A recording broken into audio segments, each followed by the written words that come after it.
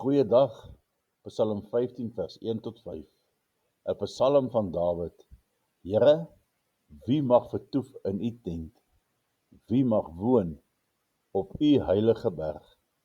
Hy wat opreg wandel en geregtigheid doen, en wat met sy hart die waarheid spreek.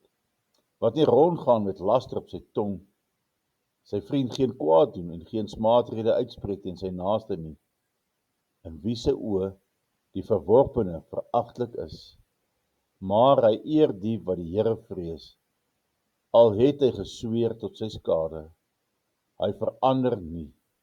Wat sy geld nie gee op woeker en geen omkoopgeskenk aanneem teen die onskuldige nie. Hy wat hierdie dinge doen, sal nie wankel in ewigheid nie. Hierdie Psalm verwys na 'n enkele onderwerp, maar dit is die belangrikste wat voor die menslike verstand kan kom. Dit is die vraag: wie is werklik godsdienstig? Wie sal die hemel binnegaan? Wie sal gered word? Die Psalm bevat 'n stelling van wat ware godsdiens is. Hier vra koning Dawid: Here, watter mens mag voor u kom staan? Wie mag in u huis instap, daar waar u spesiaal teenwoordig is?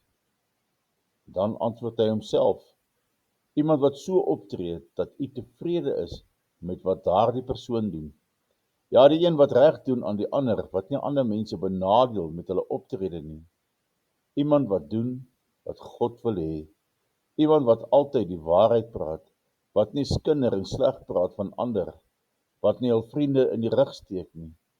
Iemand wat nie dinge sê wat iemand anders seermaak nie. Daai opregte persoon wat ook nie hou van mense van wie God nie hou nie. God se vriende is ook sy vriende. Van hulle hou hy. Hy hou sy woord, al kos dit hom soms duur. Iemand wat nie omkoopbaar is nie, wat nie die onskuldiges benadeel nie. Iemand wat standvastig is, wie sy ja, ja is, en wie sy nee, nee is. Wie hierdie dinge doen, sal altyd vas bly staan. Dit is kenmerke van ware godsdiens oral. En dit is nou nog net so waar as toe hierdie Psalm geskryf is. Dit is slegs diegene wat hierdie karakter besit, wat die reg het om homself as vriende van God te beskou, of wat 'n gegronde hoop het om saam met hom in die hemel te woon. Dankie Vader dat ons vandag kan ingaan met die wete dat ons gered is deur die bloed van Jesus.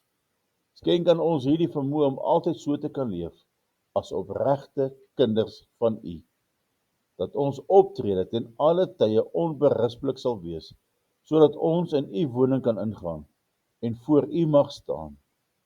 Amen.